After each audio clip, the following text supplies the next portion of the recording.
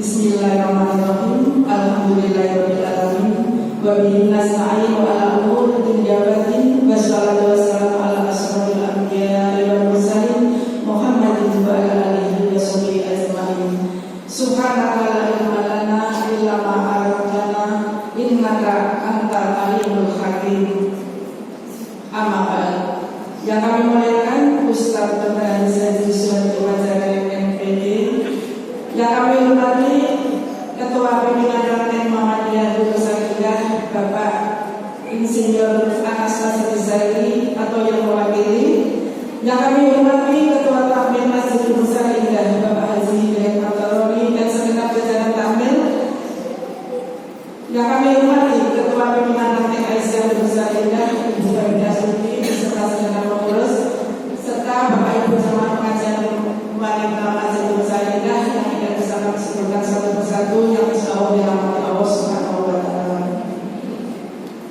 Tiada kata yang harus kami ungkapkan selain ucapan puja dan puji syukur dari Allah Subhanahu wa taala atas karunia-Nya lah pada saat ini kita kembali dipertemukan dengan bulan suci Ramadan, bulan yang penuh berkah, penuh ampunan dan penuh rahmat ini.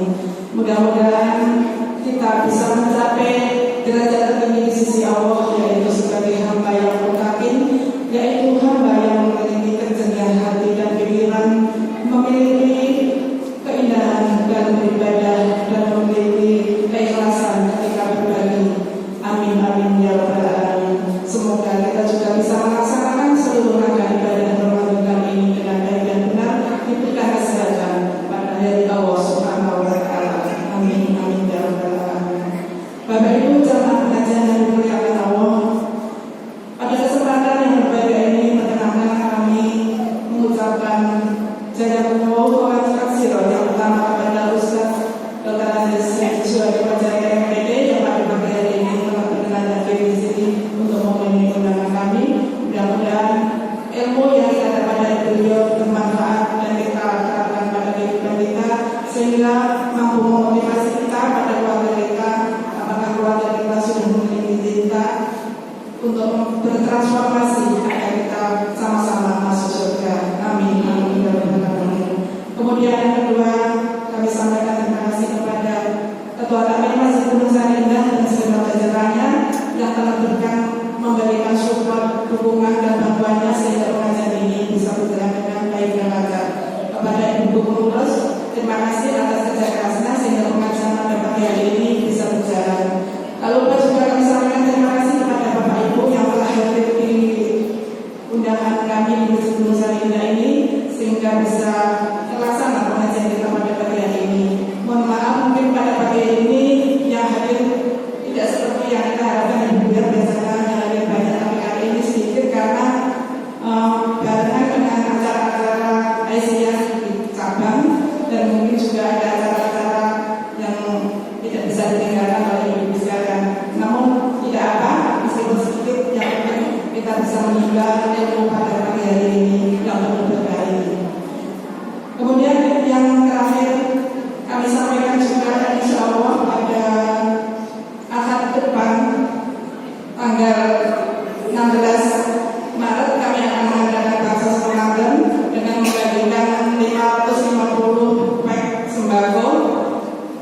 Semua ini bisa terlaksana berkat bantuan dari Bapak Ibu semuanya, dari Ibu yang telah memberikan bantuan berupa donatur baik material maupun moral, sehingga insya Allah nanti kita bisa melaksanakan program tahunan kami. Mudah-mudahan semua bantuan yang Ibu berikan menjadi amal soleh yang diterima Allah Subhanahu wa taala dan menjadi dimudahkan jalan menuju surga.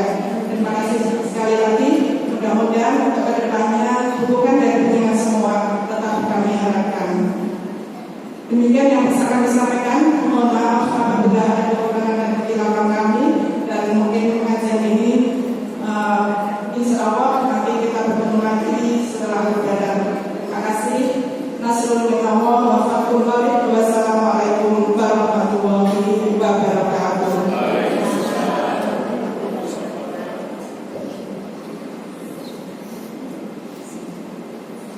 Terima kasih Ibu Bin yang telah menyampaikan kesampaian kepada Bapak sekalian. Acara berikutnya yaitu acara ini tausiah yang akan disampaikan oleh Ustaz DRS Suhadi Fazril MPD dengan tema transformasi keluarga penyejuk hati. Kepada beliau kami persilakan, mohon nanti ditutup dengan doa. Terima kasih. Bismillahirrahmanirrahim. Assalamualaikum warahmatullahi wabarakatuh. Alhamdulillahirrahmanirrahim. Ar-Rahman Al-Quran Khalaqal insana ma bayan. Asyhadu an la ilaha illallah wa la syarika lah wa asyhadu anna Muhammadan abduhu wa rasuluhu la nabiyya ba'dah. Allahumma shalli ala Muhammad wa ala ali Muhammad. Ya, saya hormati para ayahanda dan perahu pada majelis yang bimbing, masya Allah, para bunda, para pengurus Aisyah, para panitia, dan adik-adik hebat-hebat ini semuanya, insya Allah. Mudah-mudahan kita semuanya yang rawuh di sini ditakdirkan oleh Allah untuk bisa masuk surga sekeluarga. Berikut anak-anak kita, cucu-cucu kita, insya Allah, orang tua kita, mudah-mudahan berada di surga yang bersama. Ya.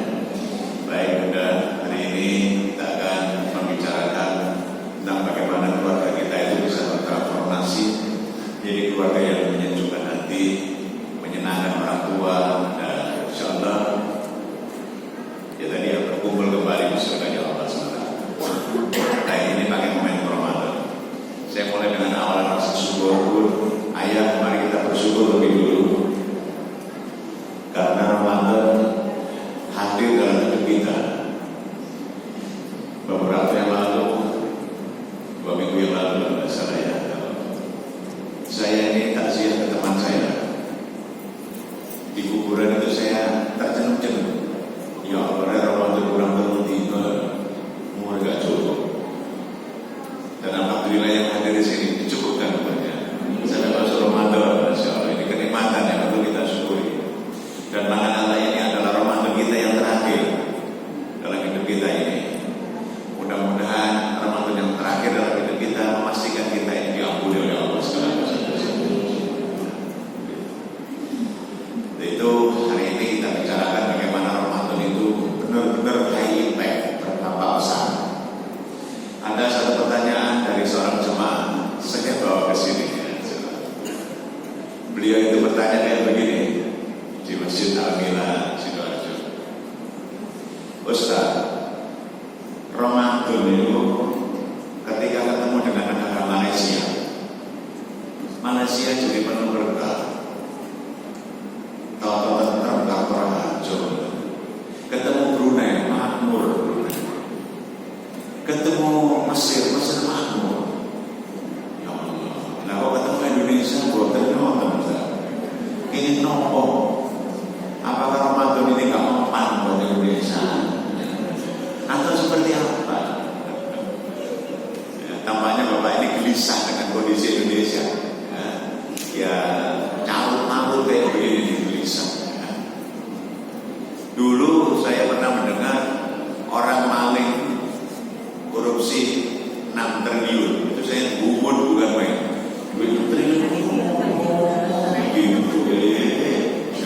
Ternyata akhir-akhir ini malah ratusan triliun. Astagfirullahaladzim. Kemarin hari saya ngisi bensin. Ngisi bensin di pom bensin tol. Saya keluarkan uang 200. Beliau tanya dengan sopan ini, Pak, diisi pertalite nopo pertama? Saya jawab, sakarepmu Mas. Kok jenenge pertama ya bodoh. Ya, pertanyaannya kenapa Indonesia jadi begini? Padahal ketemu Ramadan itu sudah 80 kali. Sejak merdeka sampai sekarang, sejak ada Indonesia sekarang 80 kali pun. Ayah. Tapi kenapa remuknya Indonesia nggak selesai-selesai? Nah, ini yang perlu kita pertanyakan. Padahal jumlah penduduk Muslim itu 85%. Jika 85% ini menjadi pribadi yang la'alakum tattaqun, semestinya Indonesia ini selesai. Tapi kenapa nggak selesai? Karena ada masalah dengan Ramadan kita. Ada masalah dengan cara kita menjalani Ramadan, sehingga kita tidak keluar dari pribadi dan tidak keluar menjadi pribadi la'alakum tattaqun. Jadi puasa itu kalau cuma menahan lapar, anak-anak ini jauh lebih ahli. Dia mungkin sempat sahur tapi nggak sempat berbuka berkali-kali. Dia mungkin sempat berbuka tapi nggak sempat sahur berkali-kali. Anak ini sebenarnya lebih layak mendapatkan surga karena lebih mampu menahan lapar. Kalau penjenengan ya, baru dari subuh tadi itu nanti asar harus ketemu macam-macam ya di pasar itu ya, roni-roni gitu ya. Mata ini sudah cukup dimanjakan. Ada satu nasihat ya, saya kira semuanya hafal. Mudah-mudahan nanti ini diingat-ingat, buat biasanya keluar jadi kuis ibu-ibu ya. Ini kan semuanya hafal loh. Al-Baqarah 18 ya, insyaallah. Hai orang-orang yang beriman, ya ayyuhalladzina amanu. Yang dipanggil adalah orang yang beriman, bukan ya ayyuhal muslimun, bukan ya ayyuhan nas. Hai orang-orang yang beriman. Nun sewu, panjenengan beriman boten? Oh, alhamdulillah. Maka panjenengan kantor kepanggil niki nggih. Insyaallah. Hai orang-orang yang beriman. Kutiba alaikumusiyam, diwajibkan kepada kamu berpuasa. Jadi puasa ini wajib napa sunah? Wajib. Wajib itu dipaksa napa sukarela? Paksa. Wajib kudu, gelem gak gelem ya kudu gelem. Nek duwe utang kudu mau, niku jenenge wajib. Wajib dia di puasa Ramadan ini, sebagaimana umat terdahulu itu diperintah juga berpuasa, tujuannya untuk menjadi la'alakum tattaqun, menjadi hamba Allah yang bertakwa. Surat apa? Al-Baqarah ayat kita. Nah, nanti masuk kuis biasanya. Kuis ya. Jadi orang-orang yang beriman saja yang diwajibkan. Makanya buatan kaget kalau di bulan Ramadan kayak begini ada yang KTP-nya Muslim tapi tidak ikut puasa. Kenapa? Karena yang dipanggil khusus yang beriman, gitu ya. Jadi pun tersinggung dengan kalau ada orang yang puasa. Sakne ya, sakne kok gak masuk barisan tertentu ya. Sakne. Tujuannya supaya menjadi hamba Allah yang bertakwa. Kalau memang bertakwa nanti akan dapat surga. Jadi gampangannya orang beriman wajib dipaksa poso, nanti menjadi hamba Allah yang bertakwa, kemudian akan diberi surga. Gampangannya ada pertanyaan ini. Pun dengan pilih nih. Milih mana? Dipaksa menuju surga atau sukarela masuk neraka? Pilih yang mana? Pilih dipaksa mawon ya. Maka sungguh kalau dipaksa yang manut. Dipaksa yang manut itu enak. Ya. Tapi kalau nggak manut mesti lara kabeh. Ya, yang manut dengan aturan-aturan puasa. Hari ini saya nggak bahas tentang fikih puasa. Saya bahas tentang bagaimana transformasinya saja. Ya. Dari orang-orang beriman, kita ini beriman, cuman berlumur dosa gitu aja. Kemudian dipaksa-paksa supaya menjadi hamba Allah yang bertakwa, yang pantas, layak, cocok, matuk diparingi surganya Allah. Itu harus ada transformasi yang kayak begitu. Kalau nggak ada transformasi, berarti puasanya cuma dapat lapar dan dahaga. Ayo. Sebelum Ramadan, wongnya judes. Setelah Ramadan keluar, wongnya jadi sabar. Nah itu transformasi namanya. Sebelum Ramadan judes, poso, keluar Ramadan tetap judes. Nah tidak ada perubahan apa-apa. Indonesia ini sebelum Ramadan ini kata koruptor, kata maling, ya. Terus Ramadan perai. Ya. Setelah Ramadan maling mana? Nah ini berarti tidak mengalami transformasi. Jadi sebenarnya ketemu Ramadan sekali saja sudah sangat istimewa.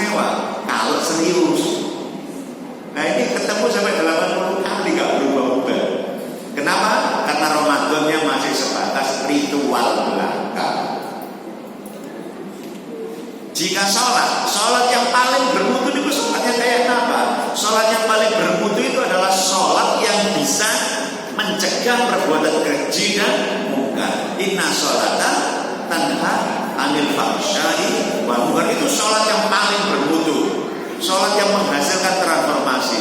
Bagaimana dengan Ramadan? Ramadan yang paling bermutu adalah Ramadan yang menghasilkan transformasi. Yang sebelumnya orang beriman biasa-biasa saja, penuh lumuran dosa, sekarang bergeser meningkat menjadi orang beriman yang bertakwa, yang layak dapat surga.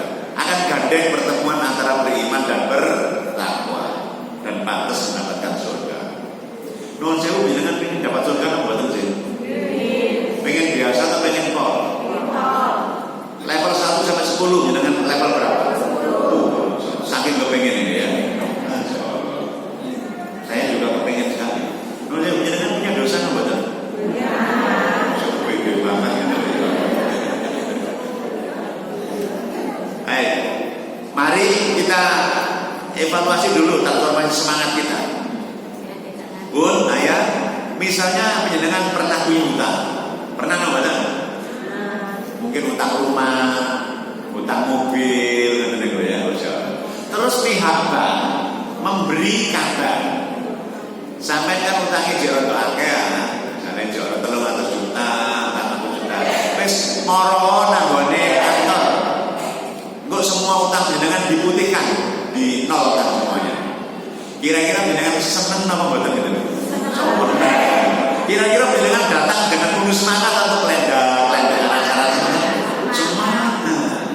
Lah ini Gusti Allah beri kabar.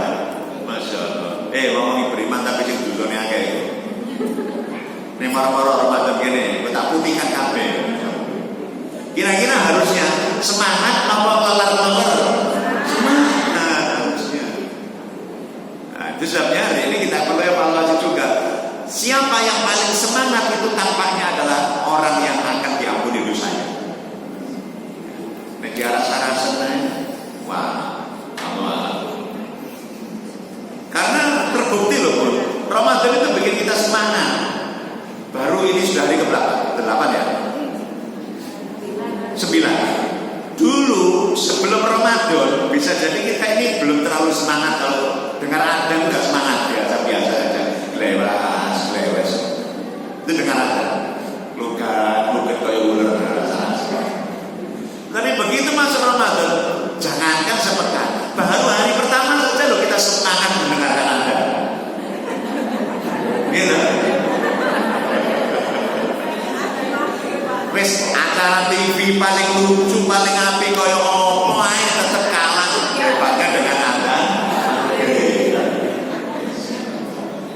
Harusnya keluar dari Ramadan dengar adzan juga tetap semangat. Harusnya begitu. Tetapi nanti kalau keluar dari Ramadan dengar adzan menjadi tidak semangat lagi, berarti puasanya ini belum membuat transformasi besar-besaran. Belum ada perilaku yang berubah. Emang banget ya. Gampangannya ngeten. Ini gampangnya. Transformasi ini bukan ini. Saya ini guru ya. Guru tuh anak-anak SD, SMP, SMA ini. Biar anak-anak paham. Saya beri analogi kayak begini. Perhatikan anak-anakmu. Ini ada ulat ya, ada ulat. Ulat itu kelugat, bikin gatel. Ibu-ibu kalau dilempari ulat atau kejatuhan ulat, responnya wah ya. Tapi kalau ketemu kupu-kupu, wah senang ya, berbeda. Nah ulat yang kelugat bikin gatel itu, kemudian bertransformasi lewat puasanya di Kuba itu berhari-hari, Masya Allah, konon ada yang menghitung sampai 40 hari, bertransformasi, maka dia keluar jadi pribadi baru, jadi kupu-kupu yang menyenangkan. Kalau ulat itu parasit, makan daun-daunan, parasit. Kalau kupu-kupu itu mutualisme, melakukan penyerbukan sila. Kalau ulat itu kelugat-kelugat, pergerakannya itu nggak cepat. Tapi kalau kupu-kupu itu efektif. Sebelum Ramadan, ada undangan kajian kelugat rasa lelah. Begitu ketemu Ramadan, berubah sikap, semangat. Nah, itu ada perubahan. Sebelum Ramadan, kita niki gerung deket namanya bojo, suami itu ya. Setelah Ramadan, makin romantis sama suami. Nah, itu ada transformasi. Kalau tidak ada perubahan apa-apa, saya khawatir puasa kita hanya mendapatkan lapar dan dahaga. Ya. Jadi ada harapan kayak begitu. Ya, dari ulat menjadi kubu-kubu. Saya ajarkan juga kepada anak-anak SD. Ada hewan lain, makhluknya Allah yang lain. Itu kalau puasa, suara juga puasa, dia tidak makan, tidak minum, berdiam diri lama juga. Tapi ketika dia keluar dari puasanya, dia tidak menjadi pribadi baru. Dia tetap menjadi pribadi lama. Karakternya tetap sama. Puasanya hewan apa? Ular. Ular itu berpuasa. Keluar dari puasanya tetap jadi ular. Sebelum puasa dia berbisa. Setelah puasa tetap berbisa. Nah, itulah puasa yang gagal kira-kira ya. Cuman ganti kulit. Nek riyoyo mek ganti klambi anyar boten mawon ya. Mungkin ya, klambine anyar tapi kelakuannya bejat. Ya, karakternya panjang. Ya, tetap judes, tetap berbisa. Nah, kira-kira yang tanya belum soal ini, oke?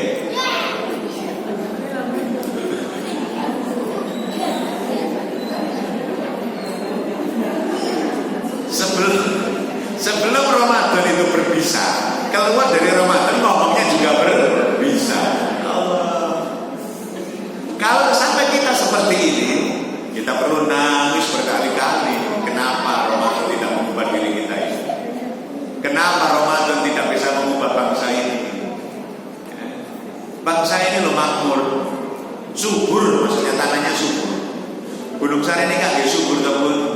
Rumah saya juga subur sekali. Saking suburnya, dulu waktu kecil-kecil, jadi saya makan sirsan, kemudian saya lundakan, biu gitu. Ya Allah, 2 minggu berikutnya tumbuh itu bijinya. Gak ada yang merawat tumbuh sendiri. Inilah subur kebujut. Hari ini, pekan-pekan ini saya lagi renovasi rumah. Saya lihat ke atas, ya Allah, di atas rumah saya itu Bun, ada pohonnya. Jadi bukan hanya tanahnya yang subur, temboknya juga subur, gentengnya juga subur. Pernah melihat dengan pohon-pohon keras di atas rumah gitu? Kan banyak tuh suburnya di desa itu. Rasa-rasanya banyak gak mungkin miskin kita. Kok aneh tanah sesubur itu, tembok sesubur itu, genteng sesubur itu, ya beras kita impor. Kan aneh, ada sesuatu yang salah. Maka kita perlu pikirkan transformasi dari diri kita masing-masing, keluarga kita masing-masing, supaya bangsa ini berubah menjadi bangsa yang baldatun dari batu balon gobur, bangsa yang diberkahi oleh Allah SWT. Niki kalau ngomong kayak begini Bu, kalau melakukan perjanjian, nah dia khianat. Udah janji kepada rakyat, gue nek pertama sih gue regane sakmene, nek pertama regane sakmene beda. Ternyata khianat dia. Ya Allah. Kenapa Ramadan tidak bisa mengubahnya? Kenapa Ramadan tidak mengubah apa-apa di bangsa kita ini? Maka kita perlu introspeksi besar-besaran.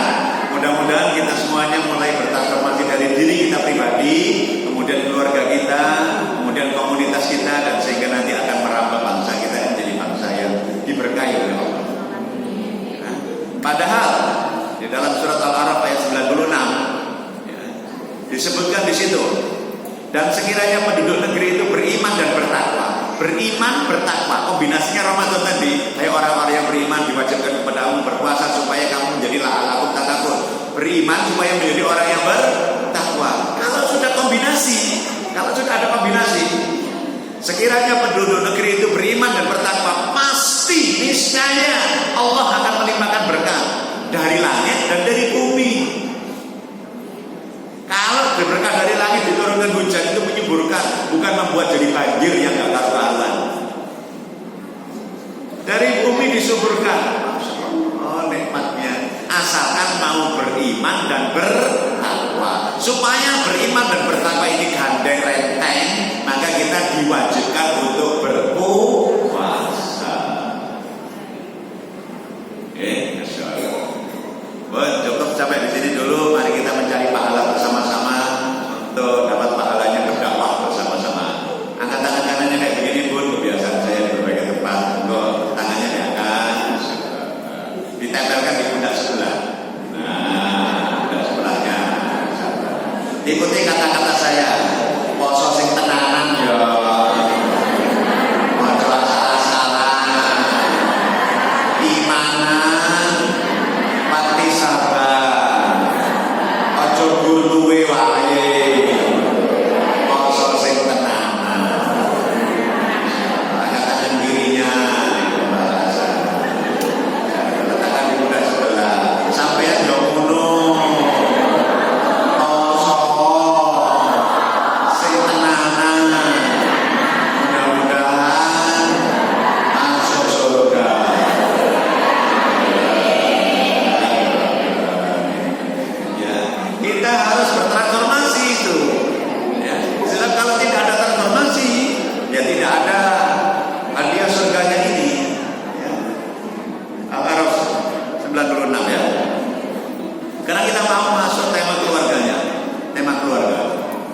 Di dalam surat An-Nisa ayat 9, ini sering saya bawakan di mana-mana, murojaah sebentar.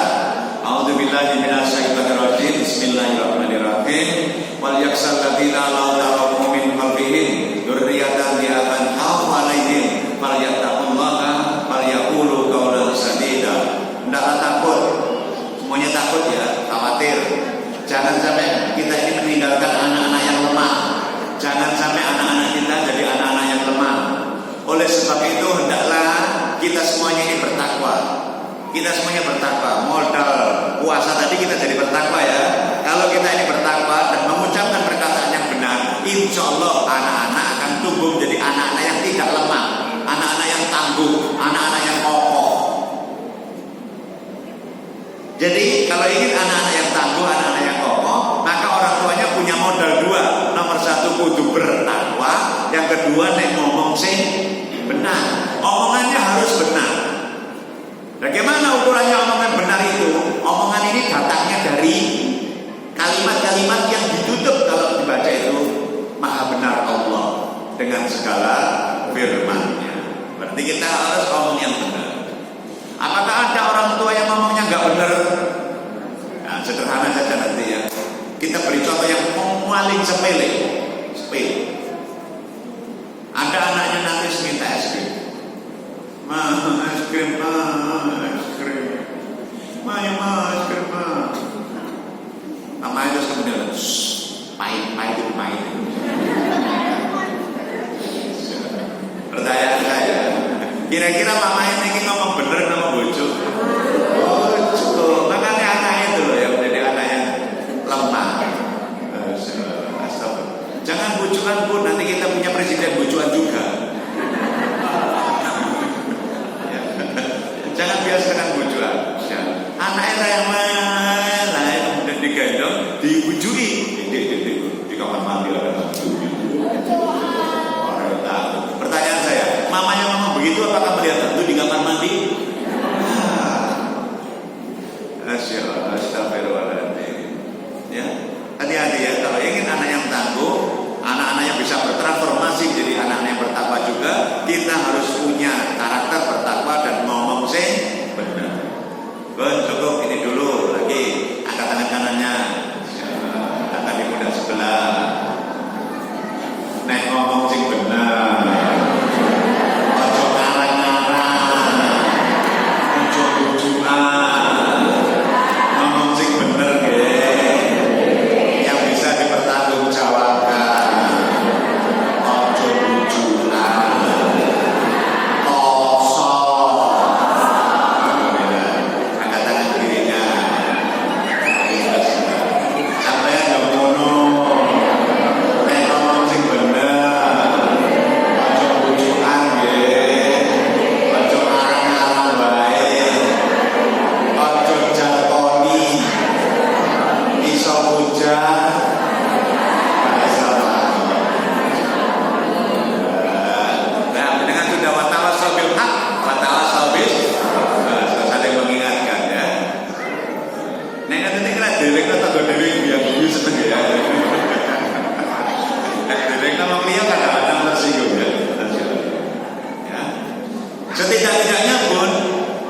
Ada 5 kelemahan yang harus kita khawatirkan. Ada 5 kelemahan. 1, jangan sampai anak-anak lemah secara fisik. Kering-kering kan yang bernapas males. Ya, jangan stunting juga. Alhamdulillah banyak rumah sakit yang sudah berjuang untuk mengurangi stunting. Nomor 2, jangan sampai lemah secara emosi. Gubondoan, namuan, muring-muringan. Nek gak ditebas ini, permintaannya bawa mating-mating Pak. Ini lemah emosi. Yang ketiga, jangan sampai lemah intelektual, BU-BU. Yang keempat, jangan sampai lemah spiritual, gak iso donga, gak iso sholat. Yang kelima, jangan sampai lemah finansial, miskin. Nuwun sewu, bintangan ini lebih suka mana? Anak-anak diparingi kekayaan oleh Allah atau dimiskinkan? Oh ya Allah.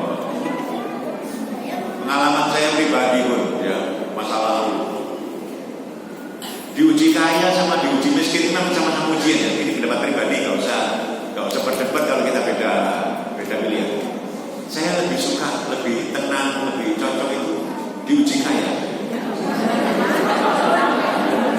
Ini kan cocok juga. Diuji miskin itu ya Allah, orang kan benarnya. Sama ya. Berarti tidak ada perdebatan di antara kita ya. Mudah-mudahan rezekinya dilimpah ruangan oleh Allah SWT. 1, jangan sampai lemah secara fisik. 2, emosi. 3, intelektual. 4, spiritual. 5, finansial. Monggo tiap Allah tangannya begini. Ada 5 kelemahan ya. Insyaallah. Supaya nanti kelihatannya itu langsung keliling 5 nih. 1, tangannya nyata. Ini simbol anak-anak punya bank